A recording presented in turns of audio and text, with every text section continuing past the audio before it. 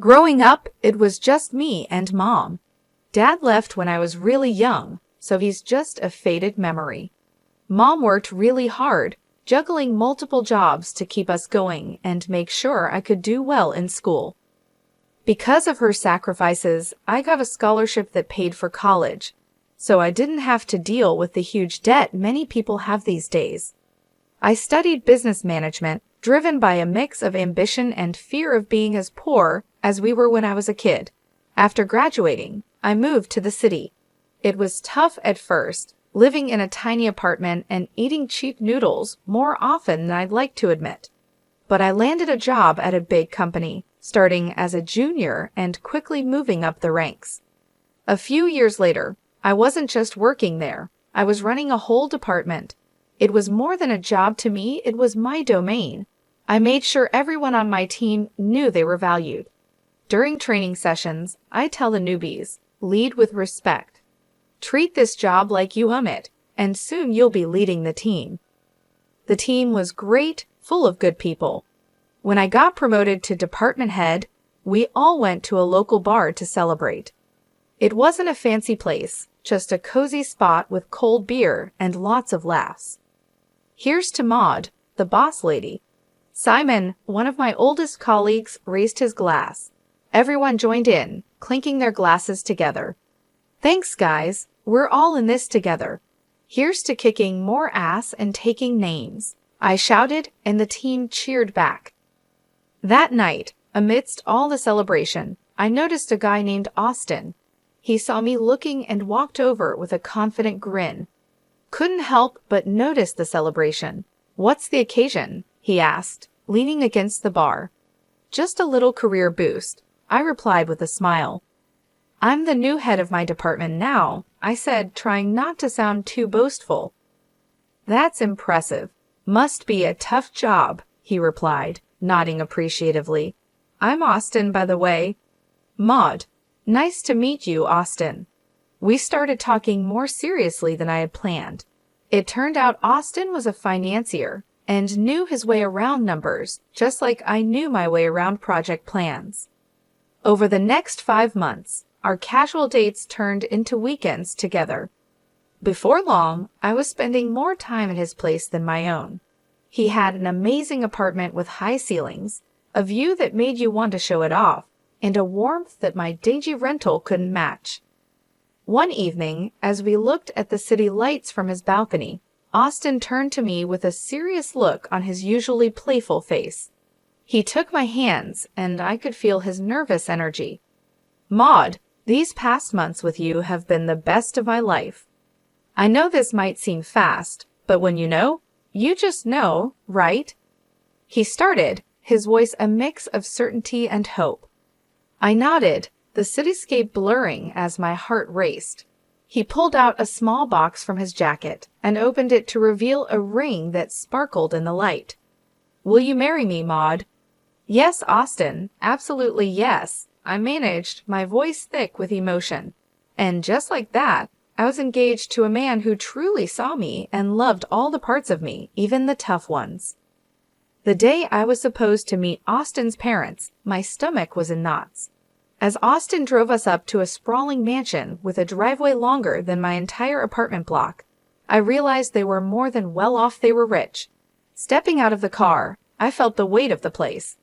The house looked like something out of an old British movie, all brick and ivy with gargoyles staring down like they knew I didn't belong.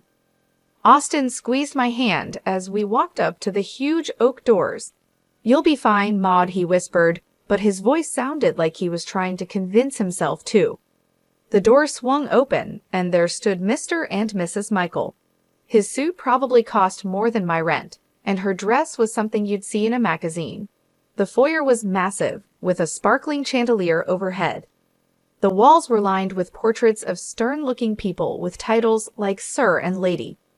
Maud, lovely to finally meet you, Mrs. Michael said.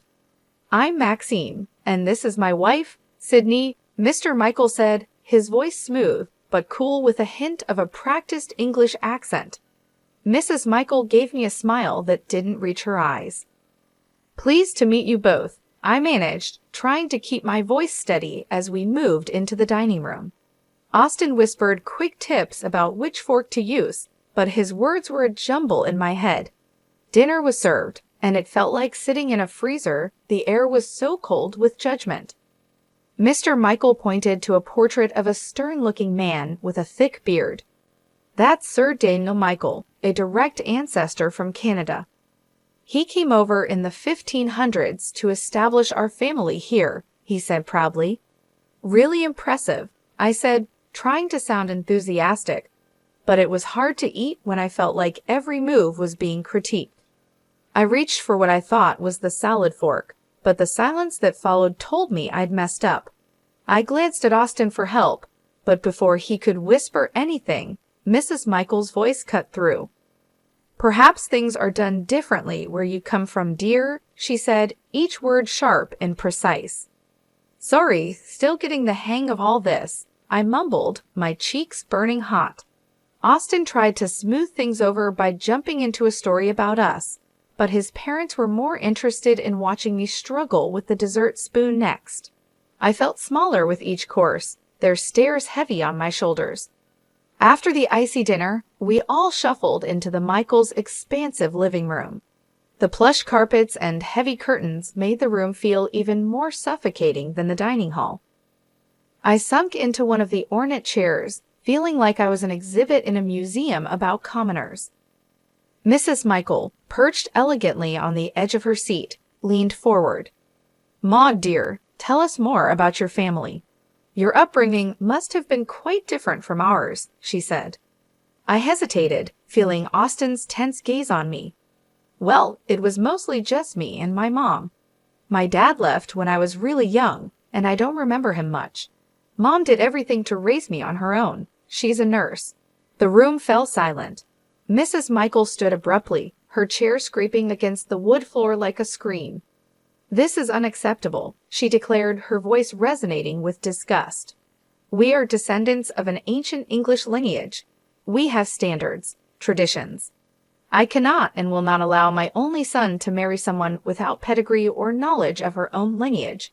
Mr. Michael, who had been silently observing, finally spoke. His words were calculated, each one heavy with meaning. It's essential for us that our family ties are strong and well documented. Maud, can you even name your great-grandparents? I felt my face heat up with embarrassment. I only know about my maternal grandparents, I confessed, my voice barely above a whisper. Mr. Michael rolled his eyes, showing his contempt. This is exactly what we feared, he muttered under his breath. Austin finally intervened, his tone firm yet pleading. Mom, Dad, please. Maud is kind, hardworking, and she loves me. Isn't that what should matter? His mother's gaze was steely. Respect and adherence to our family standards are what matter, John. If Maud is to join this family, she must learn our ways. She needs to respect where she is coming from, even if it is nowhere significant. Their words stung, cutting through the warm feelings from earlier in the evening. But Austin was looking at me, his eyes begging me to just go along with it. I nodded reluctantly, agreeing to their terms. Fine, I said, trying to keep my voice steady. I'll learn about your family and your traditions. Mrs. Michael seemed somewhat pleased by my concession. Good. You'll start by familiarizing yourself with our family tree and understanding who each person in those portraits is. It's not just about names, Maud. It's about respect for our lineage. As they continued talking about their expectations, I felt a part of me shrivel up. The evening had turned from a simple meet and greet into a trial by fire. I had agreed to their demands, yes, but at what cost? As the room filled with discussions of ancestors and noble deeds, I couldn't help but feel alienated from these people, and, oddly enough, from the parts of Austin that were tied so tightly to them. The weeks following that stiff dinner were a whirlwind. I barely had time to catch my breath between working my day job and attending the slew of etiquette and style courses that Mr. and Mrs. Michael insisted I take. My day started with the buzz of an alarm before sunrise and ended long after the sun had set, leaving me feeling like a zombie. Elbows off the table, Maud, the etiquette instructor gently chided during one of our sessions. And remember, the soup spoon moves away from you when you scoop. I nodded, attempting to mirror her movements, but my mind was on a million other things like the mountain of work waiting for me back at the office and the never-ending wedding plans. "You're doing well," she reassured me, her voice soothing. "These things take time to become second nature." I gave her a weak smile. "Thanks, it's just a lot, you know." As if on cue, my phone rang. It was Mom. I excused myself and stepped outside to take the call, pressing the phone against my ear while trying to find a quiet corner in the bustling city. "Hi, Mom," I greeted, my voice more tired than I intended. "Maud, darling, how are the wedding preparations going?" she asked, her voice filled with excitement and a hint of concern. I hesitated, not wanting to worry her. "It's all good. Learning a lot. I even picked up how to waltz," I said, trying to keep my tone light. There was a pause, and I knew she wasn't entirely convinced. "You sound exhausted, honey. Are you getting enough rest? You know, all this shouldn't be so hard. You need to take care of yourself." I chuckled weakly. "I'll try, Mom, but there's a lot to juggle right now. Etiquette classes, dance lessons, work, and the wedding planning. Just remember what's important, Maud. It's you and Austin at the end of the day, not all these rules and lessons." Her words were comforting, but as soon as we hung up, the weight of reality settled back on my shoulders. I was caught in a tug-of-war between pleasing Austin's parents and maintaining my sanity. Every day felt like a marathon with no finish line in sight. Back inside, I resumed my training. The instructor's voice was a droning background noise as I practiced the proper way to hold a wine glass, pinch the stem, not the bowl, apparently. In the rare moments of downtime, I'd find myself staring at the ceiling, wondering if all this was worth it: the constant scrutiny, the endless classes, the cold looks from Mr. and Mrs. Michael whenever I slipped up, which was more often than I liked to admit. One evening, as I was about to drift off to sleep, my phone buzzed. It was Austin, his text lighting up the screen. "How was your day? Miss you." I stared at the message, my fingers hovering over the keyboard. I wanted to tell him everything, to pour out my frustrations and fears, but I held back. Instead, I typed a simple, "Miss you too. Long day but all good." As I set the phone down, the silence of my apartment felt overwhelming. Was this how it was going to be?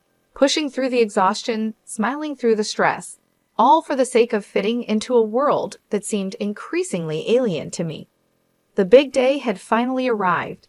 The venue was a flurry of flowers, fancy dresses, and the faces of the city's high society milling about. My stomach was in knots as I tried to keep calm. I stood in my long, flowing white dress, trying to catch my breath. My mom came over and adjusted a curl on my forehead.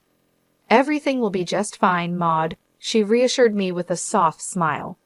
I wanted to believe her, but as soon as the ceremony began, any hope of a peaceful wedding vanished. Austin's parents were in full superiority mode. Mr. Michael greeted guests with an air of boastfulness, while Mrs. Michael quickly pointed out to everyone how they had made everything possible. As the guests settled, I tried to mingle, but Mrs. Michael pulled me aside with a frosty smile. "Maud, dear, make sure our friends are taken care of. Fetch some drinks. There's a good girl," she instructed, gesturing towards a group of elderly gentlemen loudly discussing politics. "But I started, only to be cut off by her sharp glance. "No buts. You're practically family now. Show some initiative," she snapped. Reluctantly, I carried trays of champagne and hors d'oeuvres between tables, my dress trailing behind me. The weight of the fabric and the task made me feel more like a servant than a bride. I caught glimpses of Austin laughing and chatting, oblivious to my plight. As I passed another round of drinks, I overheard Mrs. Michael's voice rise above the chatter. "Maud will be serving us tonight. It's good practice for her, don't you think?" Her tone was condescending, her eyes scanning the crowd for approval. That was the last straw. I approached her, my hands shaking slightly but my voice firm. "I am not a waitress at my own wedding. There are staff here who are supposed to do this. Mrs. Michael stood up, her expression one of mock surprise. You should be grateful we allowed such a simple girl into our family. Remember your place, Maud, she hissed, her words like daggers. I felt a flush of anger rise to my cheeks. This is my wedding, not a performance for your friends, I retorted, my voice louder than intended. The room fell silent, all eyes on us. Austin, catching the tail end of our exchange, stumbled over, a glass of champagne in hand. What's going on here? He slurred slightly, his eyes not fully focusing. Your mother is treating me like a servant at our wedding, Austin. This isn't what today is supposed to be about, I said, frustration boiling over. Austin looked between me and his mother, his expression clouding. Maud, why are you making a scene? Just do what my mom asks. It's not a big deal. Not a big deal, Austin. This is our day, and your mom is ruining it. I shot back, disbelief and hurt swirling together. He took a long sip of his champagne before speaking. Look, Maud, you should be happy. I even chose you. There were plenty of girls better than you, prettier, richer. You're making a fuss over nothing. The words felt like a physical slap. I recoiled, the realization hitting me hard. The man I loved, the man I was about to marry, didn't see us as partners. To him, I was just another accessory, something to fit into the perfect image his parents wanted. As I clutched my bouquet tighter, feeling like I might crumble right there, my mom came over. She took one look at me and wrapped me in her arms, the kind of hug that seemed to hold the world at bay. Honey, do you love this man? Do you really want to marry him? She whispered, her voice filled with worry. I shook my head, barely able to speak. No, Mom, I can't do this. I don't want to. Mom nodded, her jaw set in that determined way I knew so well. She gently took the bouquet from my hands and guided me to a chair, her touch reassuring. Then, with surprising sprightliness, she approached the DJ, asked for the microphone, and turned to face the gathered crowd. Ladies and gentlemen, may I have your attention, please? Her voice, clear and steady, cut through the murmurs, drawing every eye in the room to her. There was a hush, the kind that precedes a storm. She took a deep breath and turned to face Mr. and Mrs. Michael directly. I have something important to share about truth and pretense, she began, her gaze unwavering. I went to the same school as Maxime and Sydney Michael. Back then, they didn't carry an English accent or boast of noble blood. Their families were hard-working folks, just like ours. A murmur rippled through the crowd. Maxime's father was a mechanic, and Sydney's mother served tables at the local diner. She paused, letting the words sink in. The portraits, the accents, the surname, they bought them all to craft a past that would hide where they really came from. The room erupted into whispers, guests turning to stare at the Michaels, their faces a mix of shock and disbelief. Mrs. Michael stood up, her face red, the facade of aristocracy melting away. That's preposterous. But my mom wasn't finished. To think that you would stand on these fabrications and look down upon my daughter, judge her worthiness based on a lie. Maud is worth 1,000 of your false titles. She is real, something you've long forgotten how to be. The guests were now openly murmuring, their looks of fascination turning to disdain as they gazed at the Michaels. Mr. Michael tried to speak, his accent slipping into something less refined and more desperate. We did what we thought was best. For whom? My mom cut him off, her voice fierce. For your son? For society? Or just for your own shallow pride? The confrontation had drawn everyone's attention, and now the room was buzzing, the atmosphere charged with tension and revelations. The Michaels seemed to shrink, their grandeur dissolving into the air, leaving nothing but the stark, plain truth of their origins. Austin's face twisted with a mix of shock and anger. He stormed up to me, his voice barely a hiss as he leaned close. You've ruined everything, Maud. You've disgraced my family, and now you're questioning if I want to marry you after this spectacle. His words stung, But before I could respond, he grabbed my arm, pulling me slightly closer. I'll teach you how to be a good wife, one who knows her place and obeys. His threat hung in the air, heavy and chilling. I pulled my arm back with all my might, stepping away from him. The room was dead silent now, everyone's eyes on us. This was the man I had intended to marry. This was the family I was about to join. No, this couldn't be my life. I took a deep breath, my mother's earlier strength flowing through me. There will be no wedding, I announced loudly, making sure every guest heard. I regret that I ever considered marrying someone who truly matches the arrogance and deceit of his parents. Murmurs filled the room, some of shock, others of support. Austin stood there, mouth agape, as if trying to catch the words and stuff them back into my mouth. My mother came to my side, her presence a comforting shield against the chaos. Together, we walked through the crowd, our heads held high. In the weeks that followed, news of the Michaels' disgrace spread through the city. Their fabricated lineage and high society standing crumbled like a house of cards in a breeze. People who once revered them now crossed the street to avoid their shame. They sold their mansion and moved away, seeking a fresh start where their past wouldn't haunt them. As for Austin, I realized I was free from a life of lies and manipulation. I began to find myself again, living a life where I didn't have to pretend or fit into someone else's mold. My mom and I grew closer, and I discovered that real happiness comes from being true to yourself. I heard bits and pieces, rumors of Austin's downward spiral, of nights spent at bars trying to drink away the scandal. I didn't know if they were true, and frankly, I didn't care. He had shown his true colors, and they were too dark and twisted for me to ever want to look back. "Thank you, Mom," I said to her one evening as we sat in our modest living room, a stark contrast to the opulent falsity I had almost married into. "For everything, for being there, for standing up for me, for helping me see the truth before it was too late." She took my hand, squeezing it gently. "I'll always be here, Maud. You're my daughter, and I raised you to be strong and true. No man, no family can ever make you less than what you are." We sat there, the TV chattering in the background, a normalcy that felt refreshing.